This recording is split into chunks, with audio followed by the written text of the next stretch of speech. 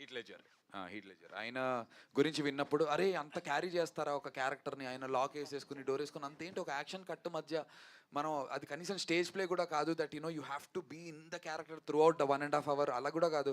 ఒక 5 seconds for example ఒక 2 minutes scene కూడా చేసిన 2 minutes తర్వాత కట్, ఆ తర్వాత లైటింగ్ మారుతుంది, ఒక పావు గంట టైం దొరుకుతుంది. నేను అలానే నమ్మి ఏముంటుంది మనకి అనుకున్నాను సార్ జెన్యున్గా. అలానే వెళ్ళా సెట్కి.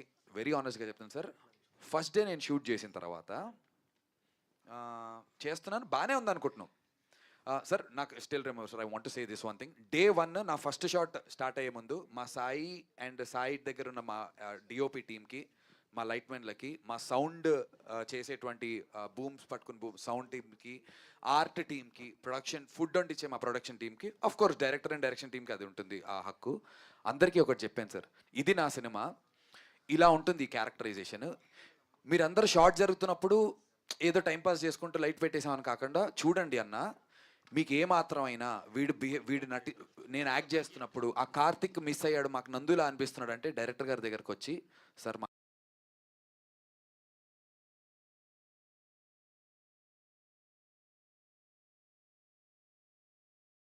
నాకు నచ్చలేదు సార్, వన్ మోర్ అడగండి హీరో గారితో చేయించండి అని అడగమని చెప్పాను. Day 1 నా దగ్గర వీడియో కూడా ఉంటుంది. ఉంది, వీడియో ఉంది, ఇస్తాను, ఉంది నా దగ్గర. అలా చెప్పాను సార్. అంటే అంత నమ్మాను నేను ఈ క్యారెక్టర్లో యాక్ట్ చేయడానికి స్కోప్ ఉందని. అలా చెప్పాను, వెళ్ళండి. Day 1 చేసేసిన తర్వాత ఓకే చేస్తున్నాం సార్. Day 2 ఒక సీన్లో నాకు కార్తిక్ మైండ్ సెట్ బాగా అర్థమైంది సార్, వాడు ఎలా బిహేవ్ చేస్తాడు ఏంటనేది. ఆ మైండ్ సెట్ అర్థమైన తర్వాత మళ్ళీ Day 1 రీషూట్ అడిగా. అక్కడి నుంచి ఇంకా ప్రెప్ అనేది సార్,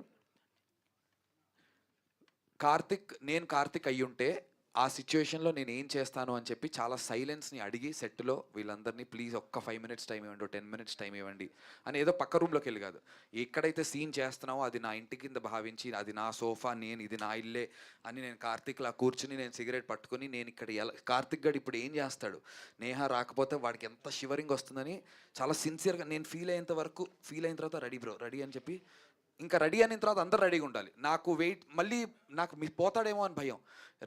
డిఓపికి చెప్పాను, డల్లింగ్ నేను రెడీ అయినంత లోపు నువ్వు లైటింగ్ చేసుకుని పెట్టుకో, నేను రెడీ అన్నాక మాత్రం ఇంకా రోల్ చేసేయండి. అలా ఒక టెంప్లెట్ పెట్టుకున్నాను సార్. నేను ఆ సీన్ షార్ట్కి అయ్యే ముందు I wanted to feel that ఒక 5 నిమిషాలు ఓవర్గా అనిపిస్తుంది సార్. రేసుగురంలో శృతి హాసన్లో నేనే చాలా ఫీల్ అయ్యా, మీకు బయట కనిపించకపోవచ్చేమో కూడా సినిమా చూశాక. చాలా ఆనెస్ట్గా చెప్తున్నాను, కనిపించాలనే కోరిక ప్రయత్నం సార్. బట్ అలా సిన్సియర్ ఎఫర్ట్ పెట్టా సార్. ఒక పర్టికులర్ షెడ్యూల్ చేసినప్పుడు డైరెక్టర్ బ్రో మీరు మాట్లాడారా గీతాతో, నన్ను చెప్పమన్నారా? మీరు మాట్లాడారు కదా గీతాతో, 100 సిగరెట్లు 150 సిగరెట్లు కలిపి చెప్పండి. షూట్లో రోజుకి ఒక 100 సిగరెట్లు 150 సిగరెట్లు కలిపించేవాడిని. తలనొప్పి వచ్చేది ఇంటికి వెళ్ళి. నాకు తలనొప్పి వచ్చేసేది, చిరాకు వచ్చేసేది, అరిచేసిండు.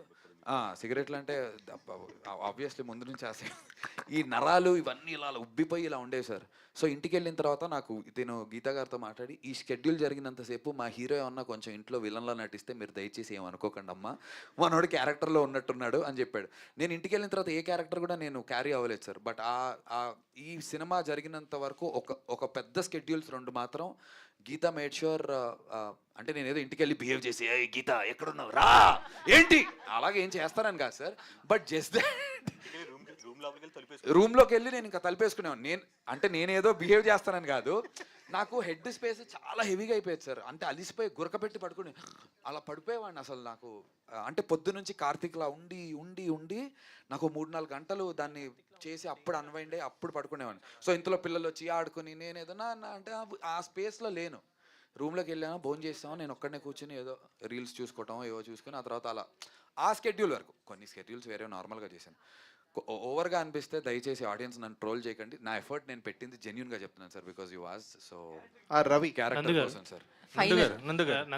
అన్న సార్ సైక్ సిద్ధార్థ్ వచ్చి అదొక different type of psychic character, but entertainment ఉంటుంది, ఎమోషనల్ రైడ్ ఉండే psychotic kind of character. So అంటే ట్రైలర్ స్టార్టింగ్లో ఒక డిఫరెంట్ ఎక్స్ప్రెషన్ అండ్ సౌండ్ ఇచ్చారు మీరు.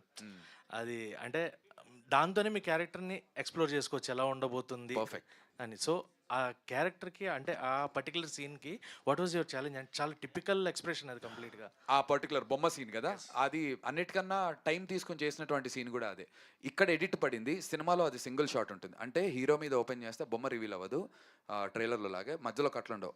ఐ మీన్ హీరోనో విలనో వాడు తెలియదు, ఏదో ఒకటి వాడి మీద ఓపెన్ చేస్తే వాడు ఫీల్ అవుతూ మాట్లాడుతూ ఉంటాడు, హీరోయిన్తో మాట్లాడుతుంది అనుకుంటారు. అలా రివీల్ అయ్యేసరికి బొమ్మ ఉంటుంది, వాడు బొమ్మతో మాట్లాడుతుంటాడు, అది చాలా లెంత్ కూడా ఉంటుంది. ఆ పర్టికులర్ సీన్కి I genuinely took time to prepare.